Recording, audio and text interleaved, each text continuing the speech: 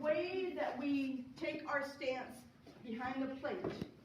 We are going to be a heel toe. I'll describe that in a little bit.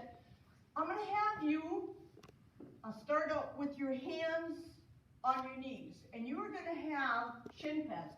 So take your hand, tuck them on your shin pads. Okay? You see how, wait, don't do anything yet. Do you see how my elbows are in? Now, we don't want you, the reason that we want this here is because as the game wears on, now it's the 5th inning, now it's the 6th inning, you always go to the same place. If you don't put your hands there, let's say that you put your hands here. Now watch what happens. It's the 1st inning, doing good. It's the 2nd inning, doing good, not too bad. It's the 3rd. You see how my head is going lower and lower?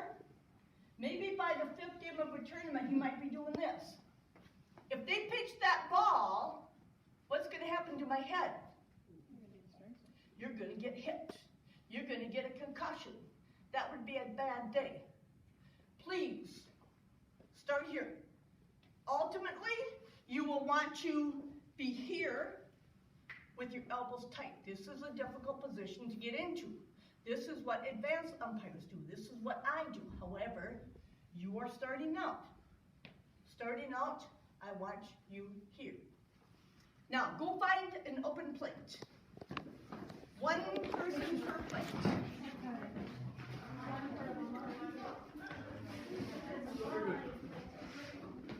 Find a plate where nobody is at.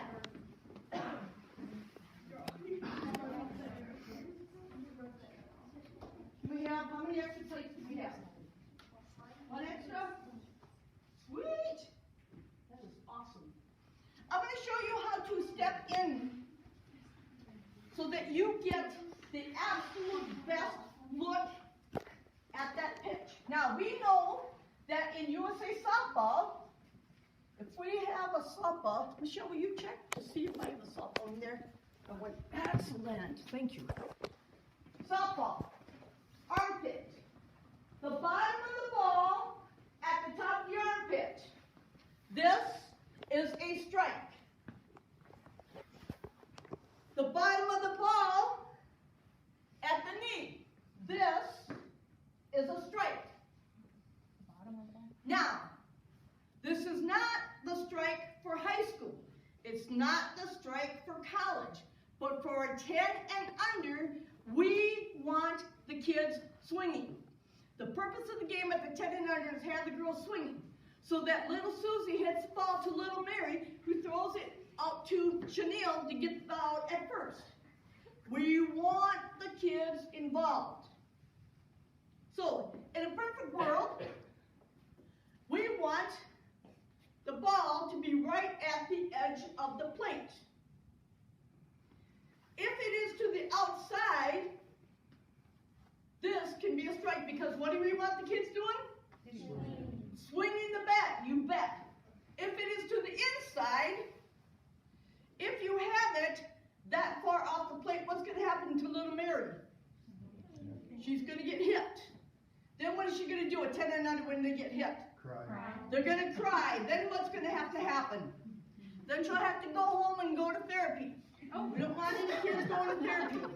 Okay? All right. So now we know what the strike zone is. Use that guideline as a strike zone because we want the kids involved in the play. Okay, we're going to pretend that we have a right-handed batter. The way that you step in is your right foot, pretend that your right foot is going to bisect the plate. Okay? And what I want you to do when you are out on the field, listen up.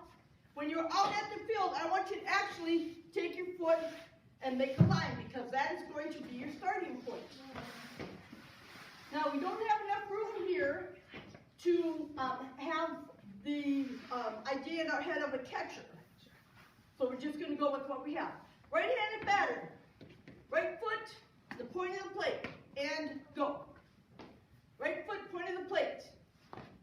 Everybody's right foot intersecting that plate. With our other foot, look up here please, we we want to go forward and out, wide. Forward and out, wide. So it will look like this. Forward and out, wide. Excellent. Now, what we are going to do, watch my ankles. Watch my ankles here. We're going to turn our ankles out.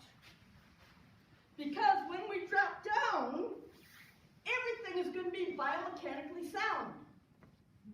Use that word at school, huh? Biomechanically sound, so that we get in our position, we're not going to be dragging by the end of the game.